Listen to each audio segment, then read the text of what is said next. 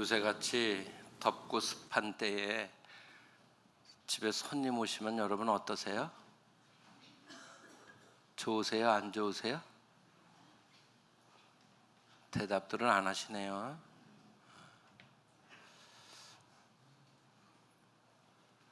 잘 대접하시기 바랍니다. 더워도 습해도 그래도 찾아오신 분들을 귀하게 여기고 잘 대접하셔야 합니다. 오늘 드리려는 말씀은 상 받는 데 이르기까지 영접하라, 이런 제목으로 말씀드리려고 그러는데요. 오늘 40절에 나와 있는 너희를 영접하는 자는, 그때 영접이라고 하는 단어는 손님으로 받아들이다, 그런 뜻이 있어요. 손님으로 받아들이는 거예요. 두 번째는 어떤 뜻이 있냐면요, 그분의 것을 다 인정해 준다는 의미가 있고요. 세 번째는 그분과 그분의 말씀을 다 받아들인다, 수용한다, 이런 의미가 들어있어요. 그럼 우리 다 예수님을 영접한 사람들이라고 믿습니다. 그럼 다시 여쭤보겠습니다. 여러분 예수님 영접하셨습니까? 예수님을 영접했다고 하는 것은 뭘 말하는 거냐? 예수님과 예수님의 말씀을 내 안에 다 모셔드린 거예요. 받아들인 거예요. 그래서 우리가 예수님을 영접했다, 그런 건 예수님이 내 안에 들어오셔서 이제부터는 예수님과 함께 사는 삶이 되어진 겁니다. 옆에 분들에게 이렇게 말씀해 주세요. 당신은 지금 예수님과 함께 살고 계세요. 이렇게.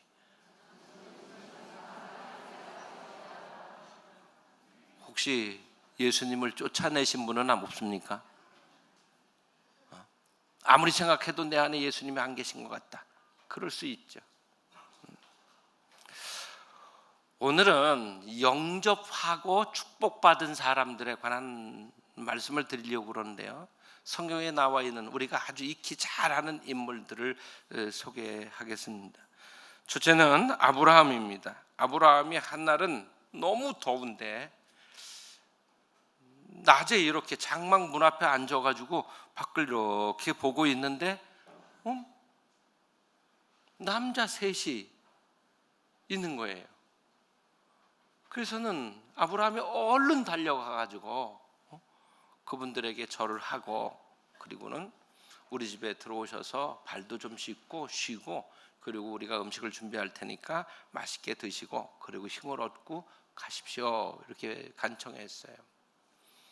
그랬더니 그분들이 또 그렇게 한다네요.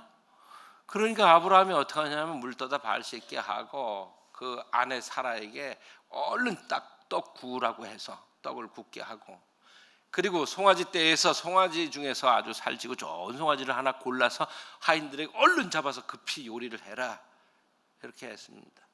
그렇게 해서 집에 있던 버터, 우유 뭐 해서 진수성찬을 만들어서 그 나그네 3명을 대접을 했습니다. 이 나그네 셋이서 밥을 다 먹고 난 다음에 갑자기 이러는 거예요. 내 아내 사라 어디 있니? 이렇게 묻는 거예요. 부엌에 있다고. 그러냐고. 그러면 내년 이맘때가 되면 우리가 다시 올 텐데 그때 되면 내 아내 사라가 아들을 낳을 것이다, 이렇게 예언을 해주게 됩니다. 아브라함과 사라는 나그네를 영접하고 믿어지지 않는 기쁜 소식을 그들에게서 듣게 됩니다. 그 예언대로 1년 후에 아브라함이 100세가 되고 아내 사라는 90세였는데 아들을 낳게 되죠. 그래서 그 아들의 이름을 뭐라고 졌어요? 이삭이라고 졌어요. 이삭. 여러분, 지나가는 나그네를 잘 섬기고 대접하고서는 이 큰 축복과 예언을 들었는데 그대로 이루어지는 그런 기적 같은 축복을 받았던 것입니다. 잘 섬기고 영접하는 일은 축복받는 일이라는 것을 꼭 기억하시고 누구든지 잘 섬기고 대접하면서 살아가실 수 있게 되기를 바랍니다. 아브라함이 길 가는 나그네를 영접하는 것은 자기 집에 온 것도 아닌데 자기 집의 손님으로 받아들인 거예요. 그리고는 자기가 할 수 있는 모든 정성을 다해서 대접을 이렇게 정성스럽게 했던 것입니다. 이건 누가 시킨 것도 아닙니다. 누가 부탁한 것도 아니에요. 자발적으로 그 뜨거운 한낮에 지나가는 사람들을 불쌍히 여기고 그 처지를 생각하면서 불러들여서 섬기고 대접한 거죠. 이게 바로 사랑입니다. 사랑으로 섬기고 대접한 거예요. 자발적으로. 그것도 그렇게 했더니 하나님께서는 그들에게 놀라운 축복을 이렇게 허락해 주셨습니다. 성경에는 비자발적으로 자기가 전혀 원하지도 않고 계획한 일도 아닌데 섬기고 축복받은 사람들에 관한 이야기도 나오는데요. 선지자 엘리야가 하나님께 명령을 받습니다. 사르밧으로 가라. 그러면 거기서 널 맞이할 사람들이 있을 거다. 근데 이 당시가 어땠냐 하면 3년 6개월의 그 긴 가뭄이 진행되는 과정이었어요. 원래 그리시네가에 있었는데 그리시네가가 다 말라버렸어요. 강이 다 마른 거예요. 그래서 마실 물도 없어요. 그래서 여기로 가라고 하신 건데 사르밧으로 왔습니다. 와서 누구를 만납니까? 아들 하나 데리고 혼자 사는 여인을 만납니다. 근데 그분 뭘 하는데 만났냐 하면 떡 구워 먹으려고 나무 줍으로 나왔다가 만난 거예요. 근데 엘리야가 뭐라고 얘기를 합니까? 나한테 물하고 떡 좀 달라고 얘기를 합니다. 그리고 이 여인이 뭐라고 대답해요? 우리 집에는요 이제 가루 요만큼 남고 기름도 없고 떡 한 번 구워 먹을 만큼만 딱 남아서 우리 모자가 떡 한 번 구워 먹고 이제 죽으려고 한다고 얘기를 해요. 더 이상 소망이 없다는 얘기입니다. 더 이상 살 방법이 없다는 거예요. 그 긴 가뭄 속에 누가 뭘 빌려줄 수가 있겠어요? 뭘 하겠어요? 더 이상 소망이라고는 없는 이런 절망적인 상태에 놓여 있는 겁니다. 그런데 엘리야가 또 뭐라고 그래요? 그래요? 당신 형편 뭐 그렇다고 그러는데 그래도 나한테 작은 떡 하나 먼저 갖다 줘요. 참 어떻게 보면 참 냉정하기 이를 데 없어. 그 어린 아들 데리고 그거 마지막 떡 구워 먹고 죽으려고 그런다는데 하여튼 알았으니까 나한테 먼저 작은 떡을 하나 구워 오라고 얘기를 합니다. 그리고서 하는 얘기가 무슨 얘기냐 하면 이렇게 얘기를 해요. 하나님께서 이 긴 가뭄이 진행되겠지만 그러나 그 기간 동안 당신의 가루통과 기름통은 마르지 않게 하신다고 말씀하셨으니까 우선 나한테 떡부터 갖고 오라는 거예요. 얼마나 이 상황이 참 아니 이 말도 안 되잖아요. 그럼 이해가 됩니까? 여러분 같으면 어떻게 하시겠습니까? 진짜 어디서 갑자기 뭐 알지도 못하는 사람이 툭 나타나가지고 자기 소개도 없이 떡부터 구워 오라고 당장 나가라고 그러지 않았을까요? 여러분이 만약에 우리가 이렇게 처절한 상황이라면 우리는 어떻게 그 상황에 대처했을까요? 근데 이 여인은 엘리야가 말한 대로 떡을 구워서 엘리야에게 먼저 먹게 갖다 줍니다. 근데 이상하게 신기할 정도로 가루통도 가루가 끊어지지 않았고 기름병도 그런 거예요. 근데 이 역사가 가뭄이 끝날 때까지 계속 진행이 된 겁니다. 여러분, 자기가 원하는 것도 아니고 자기가 하고 싶어서 한 것도 아니에요. 강제로 내놓으라 그러니까 한 거예요. 그 심한 기근 중에 죽지 않고 살아남는 축복을 받았습니다. 여러분 생각해 보세요. 이 처절한 상황 속에서 누구를 대접한다는 일이 쉽겠습니까? 정말 어렵겠죠. 그럼에도 불구하고 그대로 행했더니 하나님께서는 억지로 사실은 마지못해서 했을지도 몰라요. 기쁜 마음으로 하지는 못했을 거 아니에요. 그럼에도 불구하고 하나님께서는 그의 섬김을 축복으로 갚아주셨습니다. 살아남았어요. 죽지 않았어요. 하나 더 소개하겠습니다. 엘리사가 수넴이라는 동네를 지나다닙니다. 엘리사 선지자가, 그 당시에 선지자가 다른 옷을 입었겠죠. 근데 그 수넴이라는 동네에는 귀한 부인이 있었대요, 성경에 보니까. 근데 이 부인이 이렇게 가만히 보니까 선지자 엘리사가 이렇게 자기 집 앞으로 지나다니는 거예요. 그 하루는 자기 집에 모셔드려갖고 잘 대접을 했어요. 그래, 엘리사가 지나다닐 때마다 그 집에서 식사를 대접받고 오고 가고 했거든요. 근데 이 여인이 가만히 생각해 보니까 그 당시에 다 걸어 다니는 거잖아요. 얼마나 피곤해요. 자기 집에다가 남편한테 부탁을 해가지고 다락방을 만들고 거기에 책상을 놓고 다 준비해 놓고, 그리고는 엘리사 선지자가 자기 집에서 쉬어갈 수 있도록 그렇게 정성을 다해서 섬깁니다. 근데 성경에 보니까 배려했다고 돼 있어요. 선지자 엘리사를 배려하였더라 이렇게 돼 있거든요. 근데 이 엘리사가 그런 대접을 받고 미안하잖아요. 그래서 물어봤어요. 내가 임금에게나 또는 사령관에게 뭐 부탁할 게 있으면 나한테 말씀하시오. 내가 그러면 얘기해 주겠습니다. 근데 이 여인이 그래요. 나 아무것도 부탁할 거 없다고. 응? 그러냐고. 근데 엘리사가 무슨 얘기를 하느냐 하면 이렇게 얘기해요. 당신이 내년 이맘때쯤 되면 아들을 낳을 거라고 그렇게 얘기를 해줘요. 그러니까 이 여인이 그 얘기를 듣고 뭐라고 얘기했냐면 이렇게 얘기해요. 거짓말 좀 하지 마세요. 속이지 좀 마세요. 우리 남편은 다 늙었어요. 이렇게 얘기를 했어요. 근데 진짜 엘리사의 예언대로 1년 됐을 때 아이를 낳게 되는데 아들을 낳게 됩니다. 이 아들이 잘 자라다가 어느 날 갑자기 머리가 아프다고 그러면서 갑자기 죽었어요. 이 여인이 이 죽은 아들을 안고 엘리사의 방으로 들어가서 그 다락방에 눕혀놓고 엘리사에게로 찾아갔어요. 찾아가서 얘기합니다.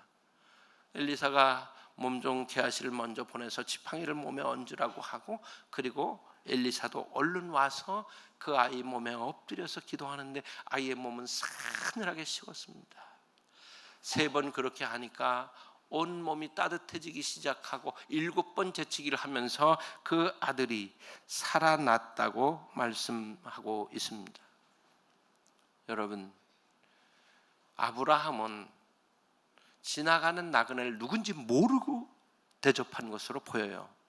어떤 학자들은 알았을 것이다라고 얘기하는 학자도 있습니다. 자발적으로 한 거예요.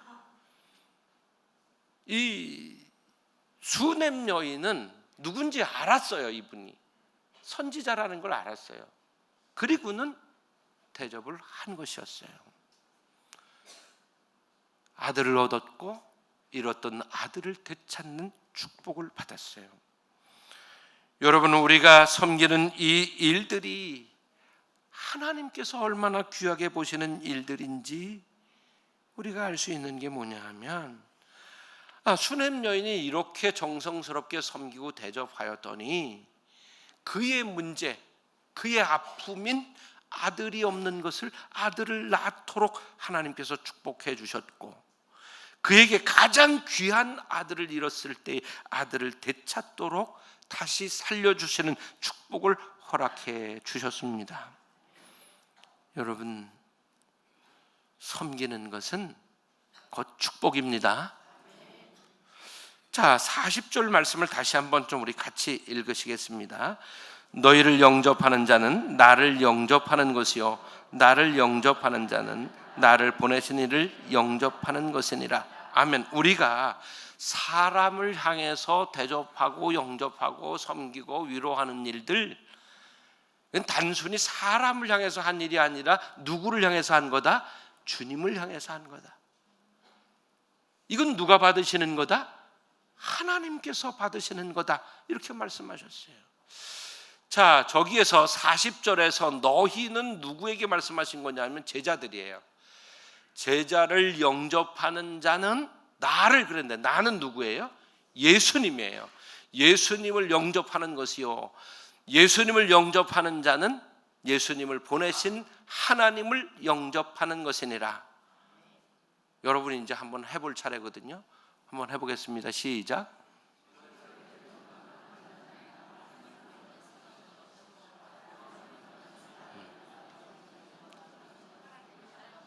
우리 교회가 이렇게 어물어물하는 적이 별로 없는데 날씨 탓일 거예요. 요새 너무 덥고 습하고 막 이러니까.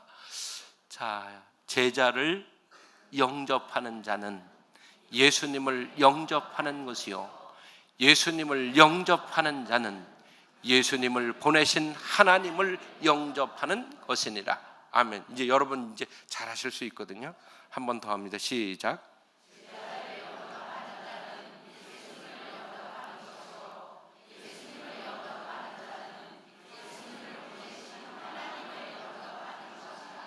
아멘. 아주 잘하셨어요. 세 번째는 잘하시네요.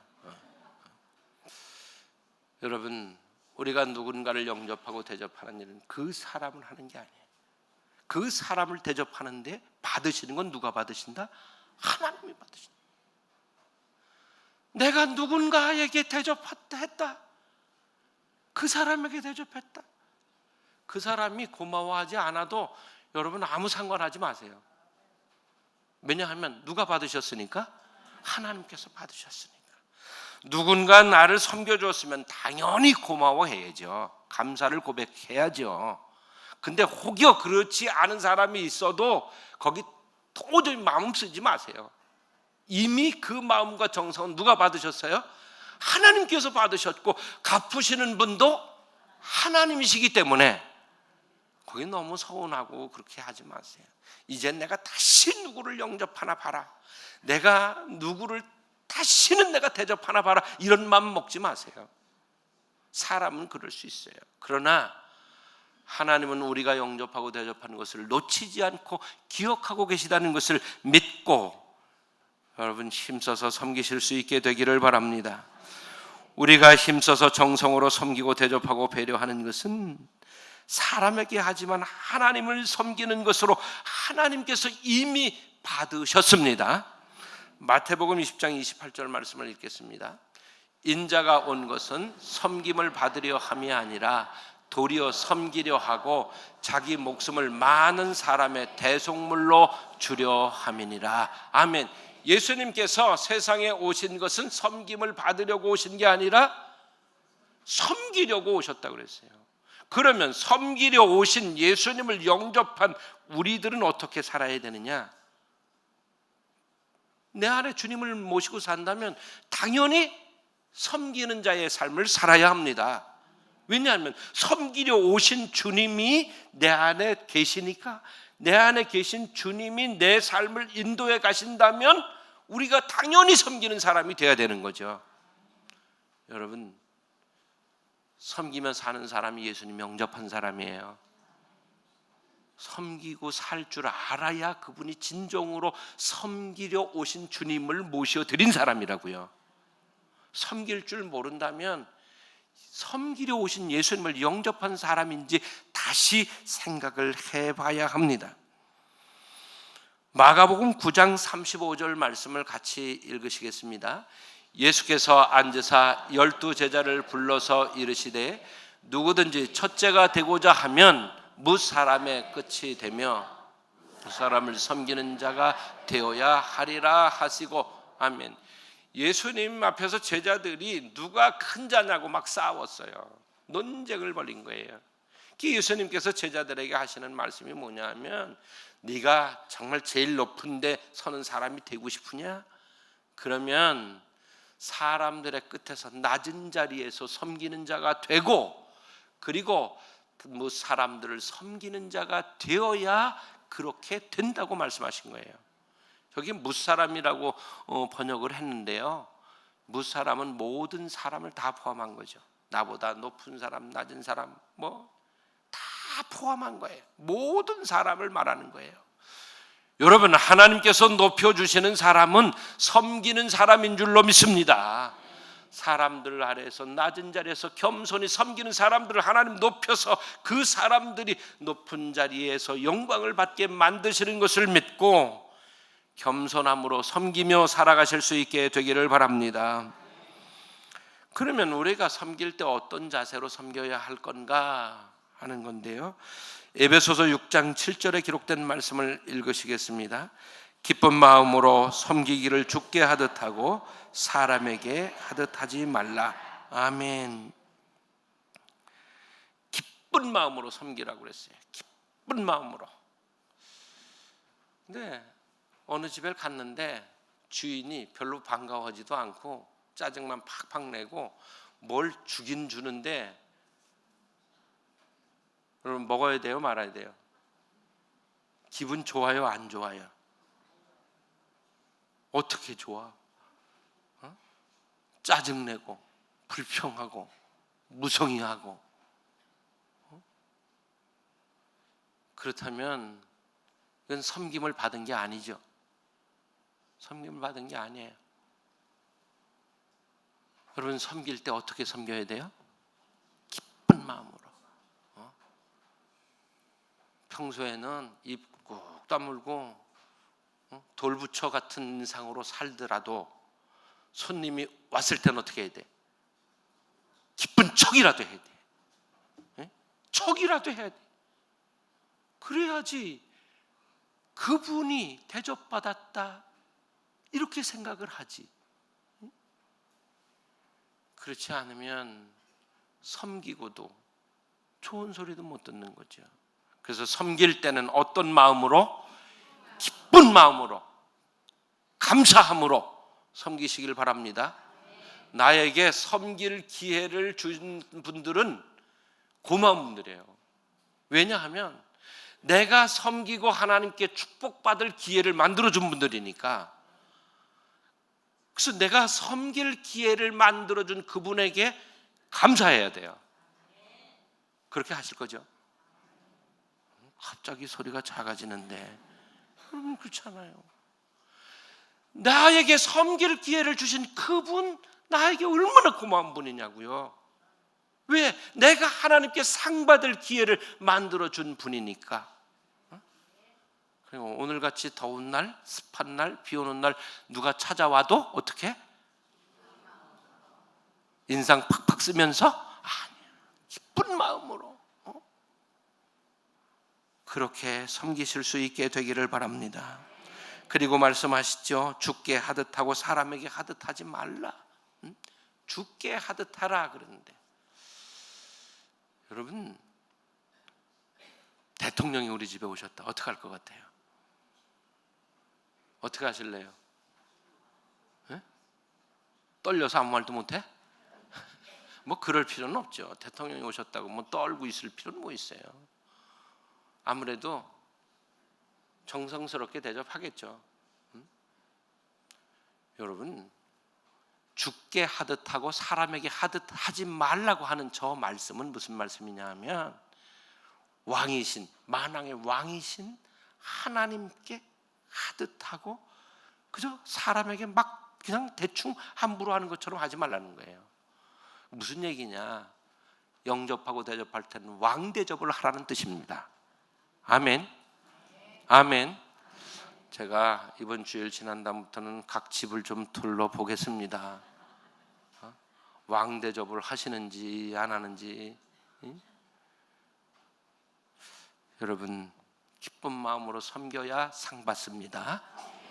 그리고 섬길 때 왕을 대접하는 것처럼 그렇게 정성을 다해서 섬기실 수 있게 되기를 바랍니다. 요한계시록 2장 19절의 말씀을 같이 읽으시겠습니다. 내가 내 사업과 사랑과 믿음과 섬김과 인내를 아노니 내 나중 행위가 처음 것보다 많도다. 아멘. 우리 하나님께서 하고 있는 사업을 아신대요. 사업하고 계신 분들 하나님이 그 사업 아신대요.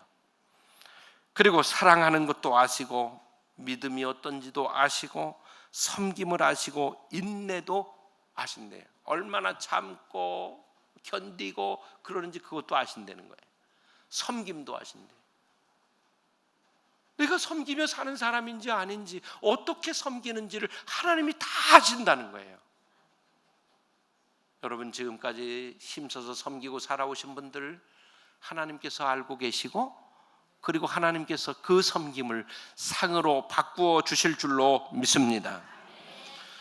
오늘 우리가 읽은 본문의 말씀을 보니까 그랬어요. 선지자의 이름으로 선지자를 영접하는 자는 선지자의 상을 받을 것이요, 의인의 이름으로 의인을 영접하는 자는 의인의 상을 받을 것이요. 여기서 의인은 성도들을 말하는 거예요. 예수님 믿고 의롭다 하심을 받은 사람들, 그러니까 성도된 우리가 성도를 서로 섬기는 것을 말씀하는 거고요. 선지자를 섬긴다고 하는 것은 뭘 말하느냐면 복음을 전하는 사람들을 섬기는 것을 의미하는 말입니다. 그런데 42절 말씀을 우리가 읽고 다시 한번 생각해 봐야 되는데요. 또 누구든지 제자의 이름으로 이 작은 자 중 하나에게 냉수 한 그릇이라도 주는 자는 내가 진실로 너희에게 이르노니 그 사람이 결단코 상을 잃지 아니하리라 하시니라. 아멘. 여러분, 스스로 생각하기에 귀한 분이고 또 나에게 유익이 되고 큰 유익을 가져오는 분이 오셨다고 생각하면 누구든지 정성스럽게 잘 대접하려고 할 거예요. 근데 어디로 왔어? 노숙하는 분이야. 그리고 얻어먹고 사는 분이야. 이런 분이 왔으면 마음이 어떨까요? 똑같을까요? 다를까요? 어떠세요, 여러분은? 다르세요? 똑같으세요? 네? 아니, 솔직하게 말씀해 보자고요. 어때요? 똑같아요? 달라요? 어떻게 달라요? 다르겠죠. 근데 오늘 주님이 우리에게 말씀하시는 건 이거예요. 작은 자, 작은 자, 작은 자가 누굴까요? 아주 쉽게 표현하면 내가 스스로 생각할 때 나보다 못하다고 느끼는 사람은 다 작은 자예요. 내가 생각할 때 작은 자가 누구다, 노숙인이다, 거지다, 이런 규정이 아니라 내가 생각할 때 나보다 못하다고 생각하면 나보다 부족하다고 생각되는 사람이 다 작은 자인 거예요. 그 사람이. 근데 주님이 이러시는 거예요. 그 작은 자 하나에게 냉수 한 그릇이라도, 그들에게 냉수는 굉장히 귀한 거긴 했어요. 근데 냉수 한 그릇이 의미하는 건 뭐예요? 가장 기본적으로 섬길 수 있는 걸 말하는 거예요. 가장 기본적인 섬김. 냉수 한 그릇이라도 주는 자는 내가 진실로라는 말씀을 썼어요. 너희에게 이르노니 그 사람이 결단코 상을 잃지 아니하리라 그러셨어요. 결단코 상을 잃지 않는다는 거예요. 여러분, 우리가 누구나 나보다 나은 사람, 나에게 유익을 가져오는 사람, 이런 사람 섬기는 건 기쁜 마음으로 잘할 수 있어요.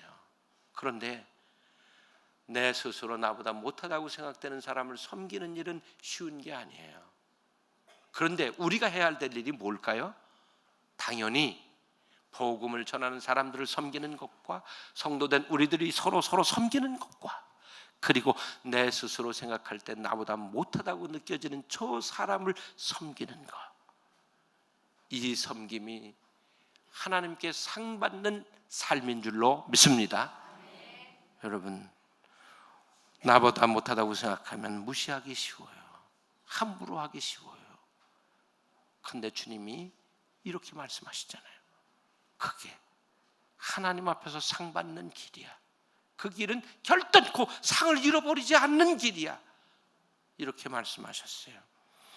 여러분, 앞에서 말씀드렸던 위대한 믿음의 사람들, 누가 시키지 않았는데 자발적으로 긍휼히 여기는 마음으로 섬기고 대접했더니 하나님께 놀라운 축복의 말씀을 듣고 그 축복의 말씀은 그대로 이루어졌고, 원하지 않는 일이었지만 그러나 순종하여 섬겼더니 이렇게 상상도 못한 축복을 받고 살아남게 됐고, 그리고 누군지를 알고 섬겼는데 그 섬김으로 말미암아 포기했던 축복을 받았습니다.